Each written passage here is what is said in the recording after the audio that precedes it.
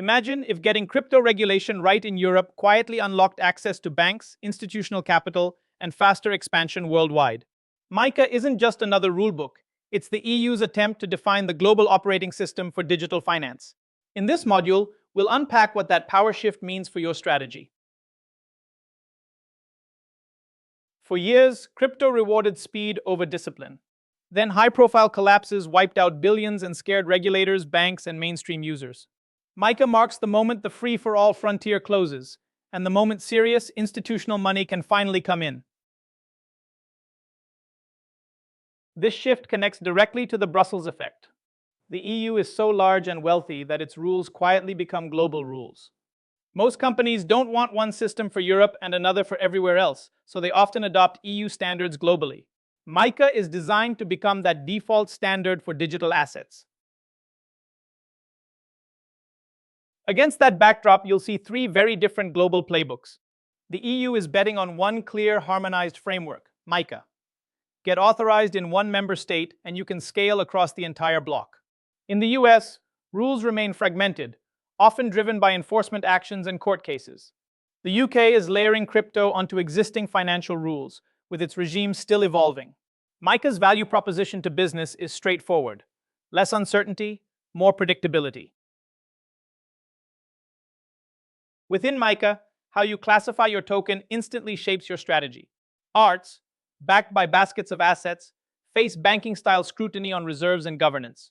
EMTs, pegged to a single currency, pull you into the e-money and payments world. All other crypto assets sit under a lighter prudential regime, but with tougher expectations on disclosure, marketing claims, and fair treatment of retail users. Your label determines your obligations. MiCA's real superpower is the EU passport. Instead of stitching together licenses country by country, a CASP authorizes once and then can operate across the whole EU. That supports one regulatory strategy, one core platform, and direct reach into hundreds of millions of potential customers and partners. Think of your business as a box. Before MiCA, many crypto platforms were black boxes. Investors couldn't clearly see who controlled assets, how decisions were made, or where risks sat. Post-FTX, that opacity is a deal breaker for institutions.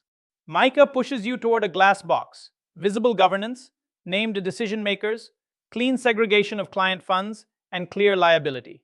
That level of transparency isn't just compliance, it becomes a competitive edge. Under MiCA, labels don't protect you, activities do. If you hold customers' crypto, run trading, swap crypto for money, or give investment-style advice, regulators will treat you as a CASP. What you actually do defines your status and triggers licensing, conduct rules, and ongoing supervision. Stablecoins sit in a special category. MiCA treats them as high-impact financial infrastructure, not experimental tokens. The core message is trust. No yield on simple holding, robust reserves behind every token, and extra scrutiny for large issuers. For leadership teams, that means stablecoin models must look and behave much more like regulated payment products than speculative assets. Some behaviors are simply prohibited. Under MiCA, you cannot trade on inside information, manipulate markets through schemes like pump and dump or wash trading, or leak non-public details about upcoming listings. As leaders, your duty is to build tools, controls, and escalation paths that detect suspicious activity early and act on it. MiCA is no longer a distant horizon. Parts of the regime are already in force, and the remaining rules arrive in phases. That timing matters because licenses, system changes, and governance adjustments take many months, not weeks. As a leader, you need to work backwards from the key dates. When do you want EU-wide operations, and by when must applications, staffing, and board decisions be in place to be compliant on day one? Consider two contrasting approaches. RegioChain treats MiCA like core infrastructure. They map requirements early, design products around them, secure a license, and turn regulation into a moat. Banks lean in, institutions can invest, and an IPO becomes realistic. Free flow waits. They sprint for growth, ignore warning signs, and then hit a hard wall. Frozen bank accounts, emergency restructures, and potentially a forced EU exit. Under MiCA, Compliance is strategy, not paperwork. The upside goes beyond avoiding fines. MiCA alignment helps unlock pools of capital you currently can't reach.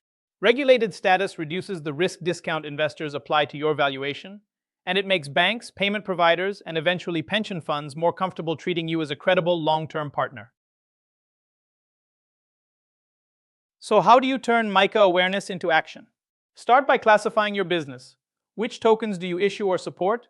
And which CASP services do you actually provide? Then compare your current governance, capital, and controls with MiCA expectations to identify gaps. Next, sketch a licensing roadmap and select a likely home regulator. Finally, design operating processes that comply with EU rules today, but can adapt as UK and US regimes mature. MiCA isn't a storm to ride out. It's the rulebook much of the world will eventually echo. You can wait and react, or you can use it now to unlock trust, passported growth, and access to better capital. The earlier you align, the more those advantages tilt in your favor.